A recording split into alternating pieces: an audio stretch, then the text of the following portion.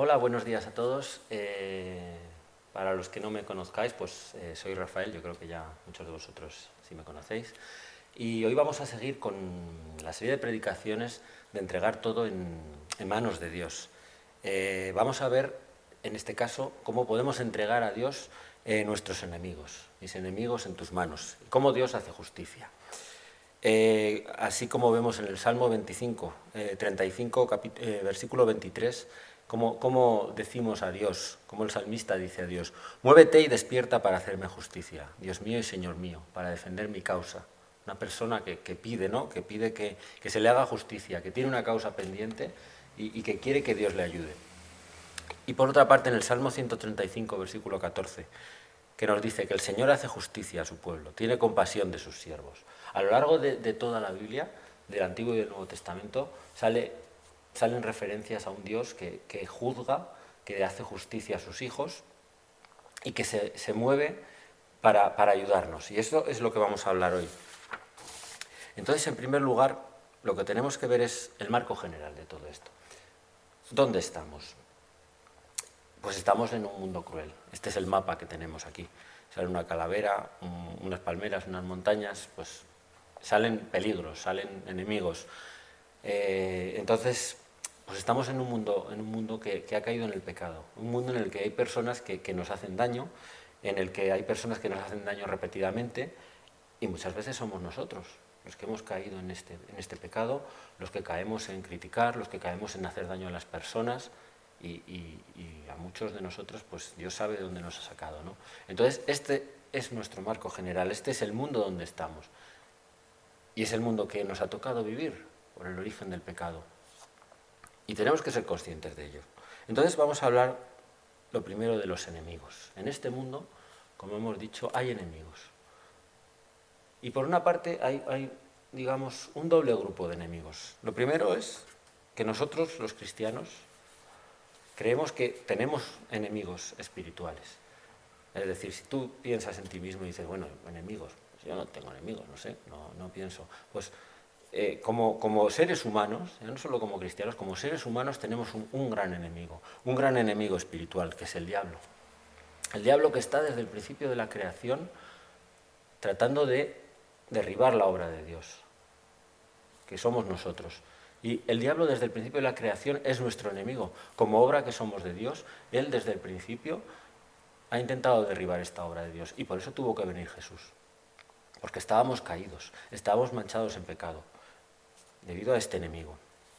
Y este enemigo, pues es un enemigo que tenemos. Es un enemigo que tienes tú, que tengo yo, que tenemos todos. Entonces, pues es un enemigo, como dice Jesús en el capítulo 13 de Mateo, versículos 38 a 40. El campo es la parábola de la buena semilla. El campo es el mundo. La buena semilla son los hijos del reino y la cizaña son los hijos del malo. El enemigo tiene hijos también. El enemigo que la sembró, la cizaña, es el diablo. La siega es el fin de siglo y los segadores son los ángeles. Es decir, en este mundo hay una batalla entre los hijos de Dios, los hijos del diablo, los principados, las potestades, entre este enemigo y el pueblo de Dios. Y estamos en uno de los bandos. Entonces vamos a tener a este enemigo. En 1 de Pedro 5, versículos 7 a 9, nos dice que echemos toda nuestra ansiedad sobre Él, sobre Dios, porque tiene cuidado de nosotros, que seamos sobrios y velemos, porque nuestro adversario, el diablo, como león rugiente, anda alrededor buscando a quien devorar. Entonces, todo esto viene a que sí, por lo menos tenemos un enemigo espiritual que busca la muerte eterna de nuestras almas, el diablo. Y no solo eso, sino que este enemigo, como hemos visto en la parábola de la semilla, la cizaña son los hijos del malo. Este enemigo tiene amigos a su vez. También tiene principados, potestades, huestes espirituales de maldad. Es decir, no está solo. Es decir, no tenemos solo un enemigo, tenemos multitud de enemigos. Entonces ya eso nos da una idea de dónde nos movemos. Nos movemos en un mundo caído en el que vamos a tener enemigos que buscan nuestro mal. Por lo menos enemigos espirituales. Entonces esto, pues no sé cómo te hace sentir. A mí me hace sentir un poco de miedo y ansiedad. Y lo primero que quiero deciros es pues, que no tenemos que tener este miedo, que vamos a afrontar todo este tema de los enemigos con confianza. Como dice en Romanos 8, versículo 34, ¿quién es el que nos condenará? Cristo es el que murió, más aún, el que también resucitó, el que además está a la diestra de Dios, el que también intercede por nosotros. ¿Quién nos separará del amor de Dios, de Cristo? ¿Tribulación o angustia o persecución o hambre o desnudez o peligro o espada? Es decir, Cristo murió por nosotros, Cristo derrotó esta obra del diablo. Entonces, tenemos que confiar en Él. Este enemigo espiritual está ya derrotado, porque Cristo murió por nosotros y el diablo no tiene derecho sobre nuestra vida eterna. Esto nos tiene que dar confianza de que este enemigo espiritual lo tenemos derrotado, aunque siga trabajando contra nosotros. Si tú te conviertes, si tú crees en la sangre de Jesús, aceptas su gracia, no tiene poder sobre tu vida eterna. No te puede condenar a muerte eterna. Eso nos tiene que dar confianza. Aunque en este mundo podamos tener problemas, muchos de ellos por este enemigo espiritual, pero que tengamos esa confianza en la vida eterna. Pero hoy sobre todo vamos a hablar de los enemigos terrenales, porque todo esto venía a cuestión de que vayamos trabajando en nuestra mente, en nuestro espíritu, que estamos en un mundo en guerra, que estamos en un mundo en el que hay enemigos espirituales, pero que estos enemigos espirituales también trabajan a través de gente, también trabajan a través de personas, a través de nosotros en muchas ocasiones. El pecado se apodera de nosotros y entonces hacemos daño a las personas. Y en estos casos, en ocasiones nos encontramos con lo que llamamos enemigos. ¿Qué es un enemigo? Pues una persona que tiene mala voluntad hacia otra y le desea o le hace mal, muchas veces de forma continuada. Entonces la Biblia nos habla mucho de estos enemigos. Y a lo mejor vosotros pensáis, bueno, pues igual no tengo yo enemigos, porque yo soy una persona pues que bien, pues lo hago todo bien, no tengo a nadie que le caiga mal. Bueno, entonces vamos a ver la cuestión de si tengo o no tengo enemigos. En el capítulo 5 de Mateo, versículo 44, Jesús nos dice: yo os digo, amad a vuestros enemigos, bendecid a los que os maldicen, haced bien a los que os aborrecen y orad por los que os ultrajan y os persiguen. Es decir, el propio Jesús nos dice que oremos por nuestros enemigos, que es posible que tengamos enemigos que nos ultrajan, que nos persigan. ¿Y por qué? Pues al menos, como dice en el capítulo 5 de Mateo, versículo 11, bienaventurados sois cuando por mi causa os vituperen y os persigan, y digan toda clase de mal contra vosotros mintiendo.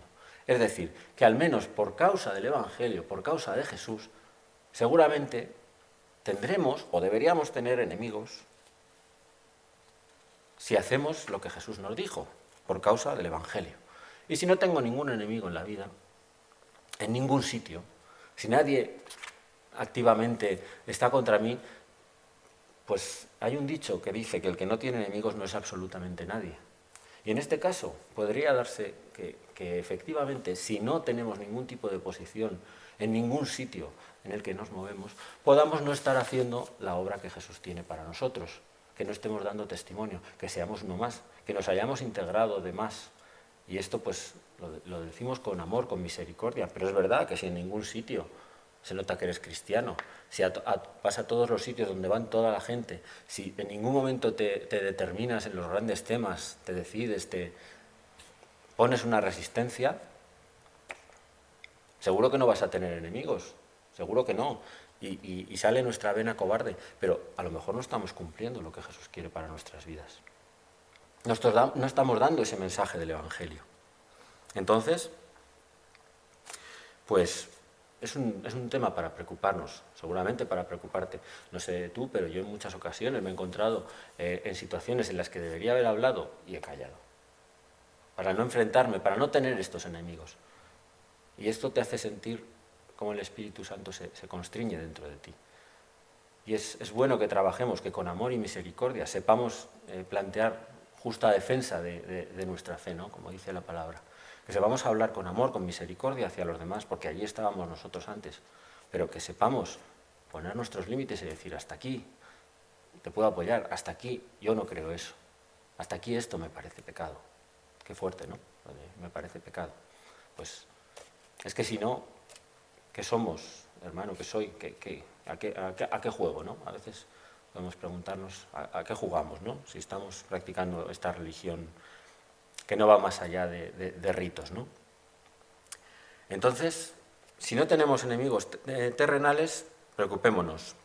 Y además, vamos a ver que si en algún momento ya hemos visto que tengo enemigos terrenales, estoy donde estoy en mi trabajo, estoy en la iglesia, estoy en la comunidad de vecinos, en la iglesia sí, a veces también puede pasar, pues hay dos opciones como respuesta a esto de tener enemigos.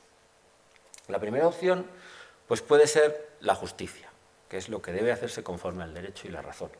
Los cristianos creemos que hay un derecho además divino, digamos.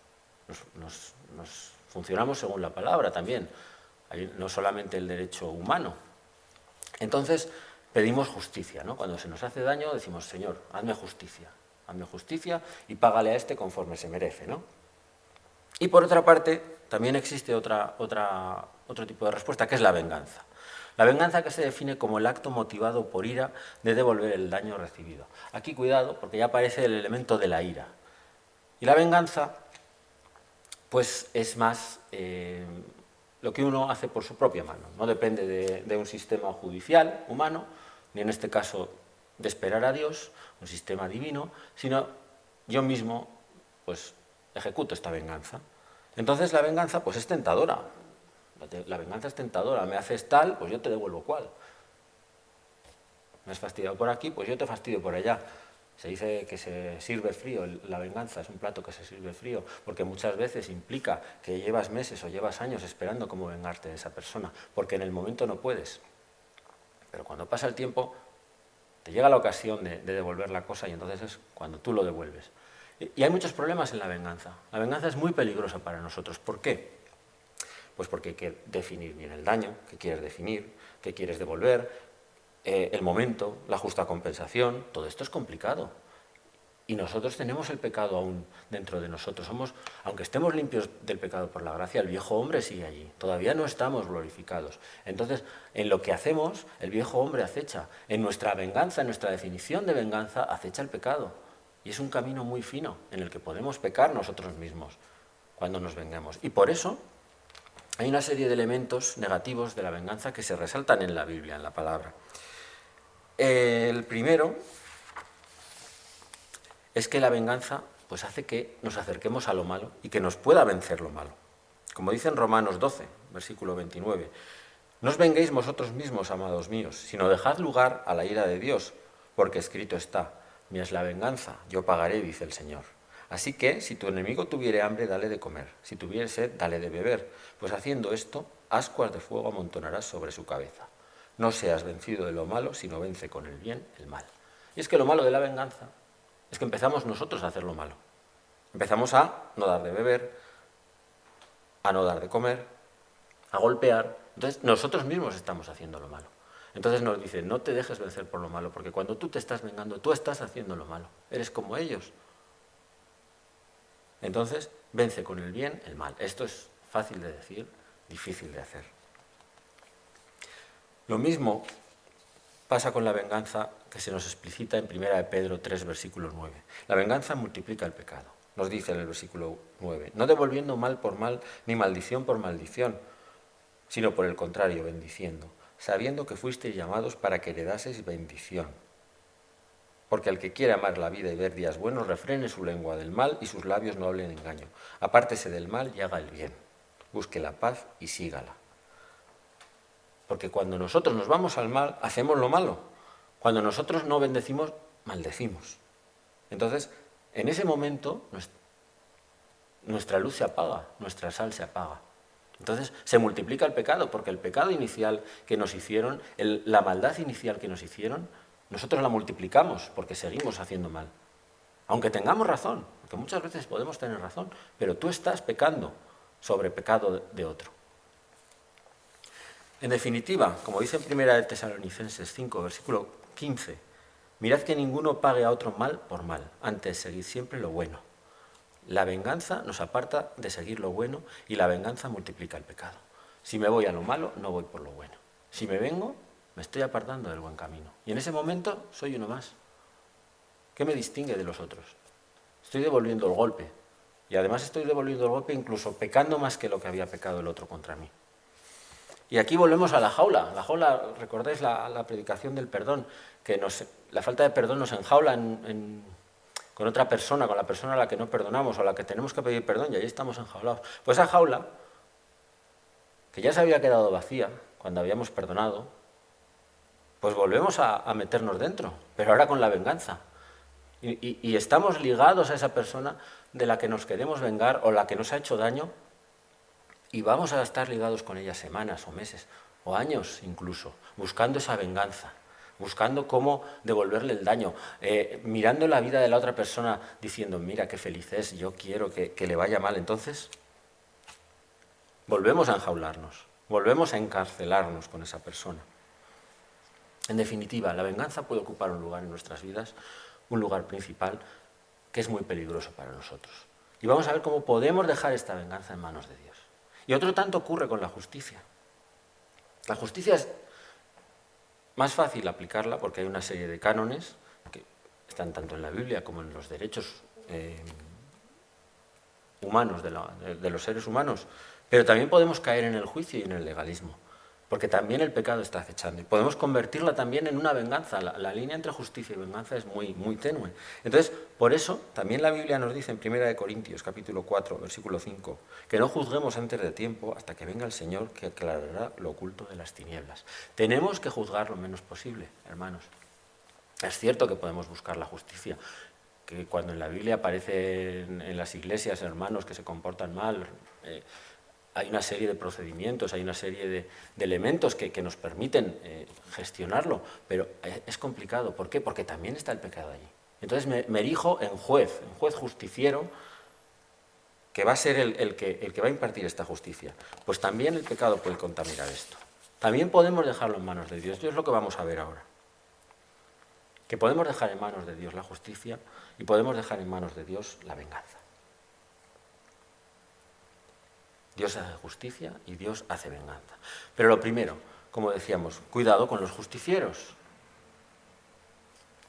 Cuidado con el decir, Señor, hazme justicia, reviéntalos, Señor, sé justo con ellos y mátalos a todos, Señor, porque yo soy el justo. Vamos a leer un salmo de David, que es una de las personas con un corazón que decían conforme Dios, que el corazón de Dios de David era conforme a lo que Dios quería para él. ¿Y cómo dice David en el Salmo 17? Oye, oh Jehová, una causa justa, está atento a mi clamor, escucha mi oración hecha de labios sin engaño. Y el versículo 3, tú has probado mi corazón, me has visitado de noche, me has puesto a prueba y nada inicuo hallaste. He resuelto que mi boca no haga transgresión. Cuidado porque cuando yo leo este salmo para mí, yo digo, escucha mi causa justa, de labios sin engaño, cuidado. Mis labios son sin engaño, pues a veces, cuidado. Y nada inicuo hallaste, me has puesto a prueba y nada inicuo hallaste en mí.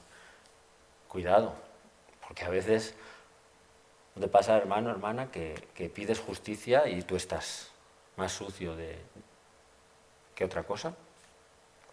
Cuidado cuando pedimos justicia. Cuidado cuando pedimos justicia, porque esta justicia de Dios, desde nuestro legalismo, desde nuestra justicia humana, nos mataría a nosotros también. Tenemos que tener siempre en cuenta que nosotros podemos pedir esta justicia por la gracia de Dios. Como dice en Romanos 9:28, el Señor ejecutará su sentencia sobre la tierra en justicia y prontitud. Cuidado, porque la sentencia está sobre toda la tierra. ¿Y por qué nos salvamos nosotros? Pues como dice en 2 Corintios, capítulo 1, versículo 9, nosotros tuvimos en nosotros mismos sentencia de muerte para que no confiásemos en nosotros mismos, sino en Dios que resucita en los muertos, el cual nos libró y nos libra, y en quien esperamos que aún nos librará de tan gran muerte. Teníamos una sentencia de muerte sobre nosotros, toda la humanidad, y nosotros nos hemos librado por la sangre de Jesús. Entonces, cuidado, porque cuando demandamos justicia, tenemos que demandar justicia con labios sin engaño y sin nada inicuo, derramando nuestro corazón. Como dice a veces Esteban, ponte a cuentas con Dios antes de demandar justicia. Mira bien si estás haciendo juicio contra tu hermano, como este verdugo que tiene el hacha ahí puesto. Si estás haciendo juicio o legalismo contra las personas que te rodean, a lo mejor tú estás peor que ellas. Lo primero, yo delante, yo me pongo a cuentas con Dios, porque a lo mejor soy yo el que me he equivocado. Porque tengo que pedir esa justicia desde un corazón limpio. No tengo que pedir esa justicia desde la venganza, o desde el odio, o desde el pecado, sino desde la misericordia y el amor. Es difícil esto. Sin nada inicuo en mí. Porque así era como David lo decía. Muéstrame mis pecados, hasta los ocultos. Y entonces yo construyo sobre eso. Que seamos transparentes con nosotros mismos y con Dios. Con Dios es que Él ya lo ve. No tapes tu pecado para pedir justicia contra el otro, porque eso va a funcionar mal. Entonces te conviertes en este juez, en este vengador que va dando hachazos al hermano, a la hermana, o que dice, tú tienes que hacer esto, tú te estás portando mal. Esto no funciona sino es desde el amor y de la misericordia y desde la gracia que nosotros hemos recibido.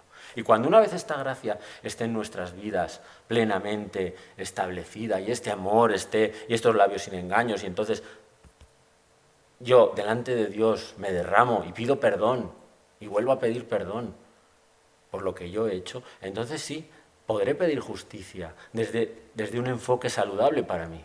Pero si pido justicia desde mi pecado, ocultando lo mío, ocultando lo oscuro, lo que voy a hacer es legalismo, lo que voy a hacer es juicio, lo que voy a hacer es ser yo el verdugo. Y cuidado, porque Dios juzga a todos. ¿Y nosotros por qué nos salvamos? Pues como dice en Romanos 5, versículo 1, justificados por la fe tenemos paz para con Dios por medio de nuestro Señor Jesucristo. Nos salvamos por la fe en nuestro Señor Jesucristo, en su sangre. Entonces, siempre volvamos a esto cuando pidamos justicia, porque si no, la idea misma de justicia nos podría, pues, alcanzar a nosotros de forma negativa. Entonces, sí, Dios hace justicia, Dios juzga ahora y Dios juzgará. Y juzga ahora, en el Salmo 7, versículos 11-12, nos dice, Dios es juez justo y Dios está airado contra el impío todos los días. Si no se arrepiente, él afilará su espada. Armado tiene ya su arco y lo ha preparado. O en el Salmo 9 nos dice, porque has mantenido mi derecho y mi causa, el versículo 4. Te has sentado en el trono juzgando con justicia. Creemos en un Dios que juzga, en un Dios que está juzgando al mundo ahora, en un Dios que juzga sobre la humanidad. Pero a veces también vemos que no llega el tiempo de esta justicia. Vemos que el malvado permanece en la tierra, que se muere en su cama, que se erigen nuevos dictadores y no pasa nada, nuevos asesinos y aparentemente no se les castiga o salen impunes. Entonces, porque hay una justicia ahora y hay una justicia eterna. Y como dice la palabra, para Dios un día son como 1000 años y 1000 años como un día. Él domina el tiempo, Él controla el tiempo. Entonces necesitamos fe para saber que aunque a día de hoy el injusto, la persona que se lleva todo por delante, parezca prosperar, ¿cuál es el fin de esta persona? Pues el fin de esta persona es como nos dice en Juan 12, versículo 48. El que me rechaza y no recibe mis palabras, tiene quien le juzgue. La palabra que ha hablado, ella le juzgará en el día postrero. Hermanos, todos moriremos algún día y nos tendremos que enfrentar a esta justicia de Dios. Y entonces es cuando entrará la gracia de Dios. Y aquel malvado, este que hoy se comporta mal, este que se lleva todo por delante, va a pagar y va a ser juzgado conforme a Dios, conforme Dios le dé. Entonces vamos a dejar que Dios imparte esa justicia, vamos a tener fe en esta justicia, que aunque no la veamos al presente, esa justicia va a llegar en la vida eterna o muerte eterna, hermanos. Y también podemos descansar respecto a la venganza. Dios también se venga. Dios de las venganzas, lo llaman en los salmos. Dios de las venganzas, muéstrate. Entonces, Dios se puede vengar. Dios es soberano y puede vengarse. Pero la venganza no le hace daño a Dios. Sí nos puede hacer daño a nosotros, como hemos visto antes. Porque la venganza de Dios es una venganza exacta, como nos dice en Jeremías 20, versículo 12. Jehová de los ejércitos, pruebas a los justos, ves los pensamientos y el corazón, vea yo tu venganza. La venganza de Dios es exacta porque Dios sí ve los pensamientos, sí ve los corazones, sí puede juzgar, porque Él lo ve todo, pero yo no veo los pensamientos, yo no veo los corazones, no veo cómo puede estar mi hermano hoy. Entonces esa venganza puede ser injusta, puede ser pecado por mi parte, pero para Dios esa venganza es justicia, esa venganza es exacta, esa venganza es adecuada. Entonces podemos descansar en Dios respecto a la venganza. Dejemos esa carga peligrosa, porque la venganza hemos visto que es peligrosa para nosotros. Como dice Deuteronomio, capítulo 32, versículo 35, ya hemos visto antes. Mía es la venganza y la retribución. A su tiempo, su pie resbalará, porque el día de su aflicción está cercano, y lo que les está preparado se apresura. Entonces, la venganza para nosotros es como una bomba. Es como un cubo lleno de excrementos. Entonces, metemos la mano allí, la cogemos y se la echamos al otro. Pero nos manchamos nosotros, hermanos. Y cuanto más nos manchamos, cuanto más metemos la mano, más nos manchamos para darle más porquería al otro, más porquería nos quedamos nosotros. Entonces, yo quiero dejar la venganza para el Señor. Y te animo a que dejes esa venganza para el Señor. He conocido gente muy amargada porque busca que Dios imparta justicia, que Dios imparta venganza, y vive pendiente de que Dios imparta esta justicia, imparta esta venganza. Y como Dios no la imparte al tiempo que Él quiere, se amarga y vive una vida amargada, vive una vida enjaulada. Entonces, no seamos así, hermanos. Dejemos la venganza para Dios, la justicia para Dios. Planteemos nuestros temas ante el Señor, claro que sí. Él no nos va a decir, cállate, no, déjamelo a mí. No, planteémoslos, pero descansemos, que Dios va a hacer justicia y que Dios va a vengarse. Porque para Él la venganza no es peligrosa, para nosotros sí. Entonces, vamos a ir enfocándonos un poco más en lo práctico, aunque ya hemos ido hablando de estos temas. ¿Qué de nosotros? ¿Qué hacemos con esto de la venganza? ¿Qué hacemos con esto de la justicia? Por lo primero, no te sorprendas de la vida. Como hemos dicho en el marco general, el mundo está caído, estábamos caídos nosotros mismos, el mundo vive con unos valores que no son unos valores cristianos. ¿Qué le vamos a pedir? ¿Qué le vamos a pedir? Tenemos que ser sal, ser luz y compartir el Evangelio, de forma que estos que hoy están caídos, como nosotros los tuvimos en su momento, puedan cambiar por la gracia de Dios. Entonces, en Eclesiastés 3, como dice, he podido ver también, en el versículo 16, que en este mundo hay corrupción y maldad, donde debiera haber justicia y rectitud. O en Eclesiastés 5, versículo 8, versículo que me llamó la atención por su brillante descripción. No te sorprendas si en algún país ves que se oprime al pobre y que se hace violencia a la justicia y al derecho, porque a un alto oficial lo encubre otro más alto y otros más altos oficiales encubren a estos dos, como la vida misma hoy mismo, Señor. Así, no nos sorprendamos, hermanos, no seamos ingenuos. El mundo está caído. Y por eso vamos a lo segundo, necesitamos fe. Necesitamos fe en que esto, aunque en el momento presente es así, no va a ser así siempre, en la vida eterna. En Proverbios 11, versículo 5 nos dice, la justicia endereza el camino del justo, pero el malvado cae por su propia maldad. Pues yo necesito fe, porque a veces el camino del justo enderezado tiene un precio. Tiene un precio profesional, tiene un precio personal. Puedes perder novios, puedes perder trabajos, por seguir la justicia, por seguir la palabra de Dios. Y el malvado cae por su propia maldad, pues también necesitamos fe para esto, porque hemos visto que muchas veces el malvado no cae delante de nosotros, o no cae cuando nosotros queremos que caiga el malvado. Entonces, necesitamos fe. ¿Cuál va a ser nuestro comportamiento modelo? Pues aquí sí que os invito a que os leáis 1 Samuel, el capítulo 24, porque es donde aparece David y cómo se comporta respecto a la justicia, respecto a la venganza. David estaba huido de Saúl. Injustamente, Saúl quería vengarse de David, quería matarle porque le tenía envidia. Por el propio pecado de Saúl, Saúl multiplicaba ese pecado queriendo matar a David.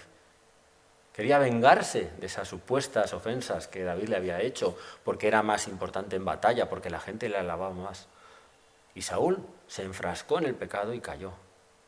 Y cayó y se enfrascó, como me puedo enfrascar yo muchas veces. Como puedo yo ser ciego contra mi hermano o contra el que me rodea. Y entonces David un día se encuentra con que Saúl, sin percatarse de ello, estaba en una cueva. Se puso a descansar en una cueva en la que estaban escondidos los hombres de David y el propio David. Y entonces los hombres de David, en el capítulo 24 de 1 Samuel, versículo 4, le dicen, he aquí el día que te dijo Jehová, he aquí te entrego a tu enemigo en tu mano y harás con él como te pareciere. Los propios cristianos podemos hoy en día decir, sí, aquí tienes, mátalo, Dios te lo ha puesto, míralo, Dios te lo ha puesto aquí. Pero ¿qué hace David aquí? Pues David le corta un trozo de manto, pero no le mata. Y después, cuando ya Saúl sale al valle, David le dice, le enseña el manto y le dice, mira, juzgue Jehová, en capítulo 24, versículo 12, entre tú y yo, y véngueme de ti, Jehová, pero mi mano no será contra ti. Como dice el proverbio de los antiguos, de los impíos saldrá la impiedad, así que mi mano no será contra ti. ¿Qué modelo para nosotros, hermanos? No es vencido por lo malo, sino que vence con el bien el mal. Y dice, el Señor te va a juzgar, el Señor me va a vengar. Que sepas que la razón está de mi parte, pero yo descanso, yo te dejo ir. Y con límites se defiende, lo expone, no es un pasivo, no es un pelele. Él le dice, esto es lo que había, y yo te he perdonado, y Dios será el que se vengue, porque yo no voy a multiplicar el pecado en mi vida, porque voy a dejar que sea Dios el que se venga, el que te haga esa justicia. Seamos así, hermanos, dejemos ir a esa persona, dejemos ir a esa persona, dejemos ir el pecado de la venganza en nuestras vidas. Lo cuarto, hay que establecer unos límites saludables. Como nos dice Romanos 12, versículo 18, si es posible, en cuanto dependa de vosotros, estad en paz con todos los hombres. Si es posible, a veces no es posible. A veces hay que establecer límites saludables en nuestras vidas, hay que establecer distancia de seguridad con estas personas. No podemos ser unas personas que se dejen destruir. La Biblia nos dice, sobre toda cosa guardada, guarda tu corazón. La Biblia no quiere que nos destrocen. El Dios amoroso no quiere que nos destrocen, no quiere que nos maltraten. Defendámonos con justicia, estableciendo límites saludables, desde estos principios de amor, de misericordia, pero tienes que defenderte. David se defendió, dijo, mira, aquí está el manto, yo no te he matado, pero no fue luego a que le cortara la cabeza. David dijo, distancia, te dejo con tu pecado, Saúl. Yo no me voy a meter con tu pecado, pero no vas a matarme tampoco. Recalcamos de nuevo, no cedamos a lo malo. No cedamos a lo malo como no cedió David. La venganza puede ocupar el lugar de la bendición en nuestras vidas. O somos fuente dulce o fuente amarga, como dice la palabra. O somos hijos de Dios o hijos del diablo, como dice la palabra. Pues cuidado con estos escarceos, con la venganza, porque es peligrosa. La buena noticia, pues hay dos, que el Espíritu Santo nos ayuda, porque si vamos con obras, si vamos con nuestra paciencia, pues vamos acumulando ira hasta que explotamos, con nuestra visión de, bueno, pues esto es lo que me ha tocado, el Espíritu Santo nos ayuda. Recordemos el versículo 26 del capítulo 8 de Romanos. De igual manera, el Espíritu nos ayuda en nuestra debilidad. ¿Qué hemos de pedir? Como conviene no lo sabemos, pero el Espíritu mismo intercede por nosotros con gemidos indecibles. El Espíritu es el que nos conoce, el que conoce nuestros corazones, el que sabe qué justicia necesitamos, el que sabe qué venganza necesitamos, el que intercede por Dios, con Dios ante nosotros. Y tenemos que necesitar, al principio, en el segundo punto hemos dicho que vamos a necesitar fe, mucha fe, pues al final también acabamos con que necesitamos más fe todavía, en que al final habrá victoria, porque muchas veces el tiempo de Dios no coincide con nuestro tiempo. Y como dice en Romanos 16, versículo 20, el Dios de paz aplastará en breve a Satanás bajo vuestros pies. La gracia de nuestro Señor Jesucristo sea con vosotros. La palabra nos dice que Dios aplastará a Satanás, pero todavía no. Y necesitamos fe para cada día que vivimos en este mundo caído, pensar que al final habrá victoria, como se nos promete en la palabra. Entonces, pues vamos a ir acabando. Y vamos a ver dos cosas finales ahora. La primera, que confiemos en que Dios, en medio de todo esto, nos va a dar un espacio para respirar. En la batalla, en las batallas antiguas, el espacio, la distancia era la vida. Porque la gente se mataba con espadas, se mataba con lanzas. Eran 2-3 metros. Si tú te metías en esos 2-3 metros, a distancia de los enemigos, seguramente podías acabar con la cabeza cortada, con un brazo cortado, con una pierna herida y podías morir. Entonces, Dios nos promete que nos va a dar esa distancia para poder respirar, para poder vivir en el día a día.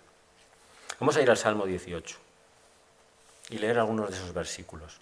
El versículo 4 dice, me rodearon ligaduras de muerte y torrentes de perversidad me atemorizaron.